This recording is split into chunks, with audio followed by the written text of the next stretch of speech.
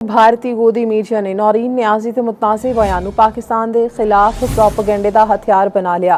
बानी पीटीआई की बहन मज़मूम सियासी अज़ाइम लई मुल्की सलामती के इदारियां के खिलाफ गुमराहकुन प्रोपेगेंडे विच मसरूफ।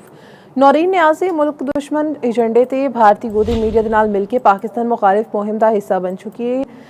रॉ नाल मुंसलिक भारतीय गोदी मीडिया नौरीन नियाजी के मार्के हक तो मुतलिक मुतनाज़े बयानों खबरों की जीनत बना रहा है।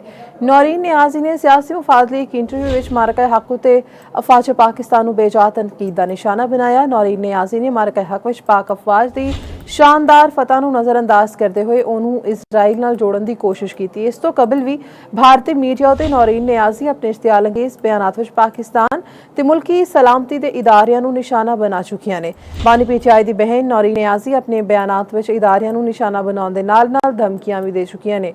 माहिरीन के मुताबिक पाकिस्तान के मुल्क दुश्मनां दे हथ नौरीन नियाजी वर्गे मुफाद परस्त किरदार मजबूत करते हैं।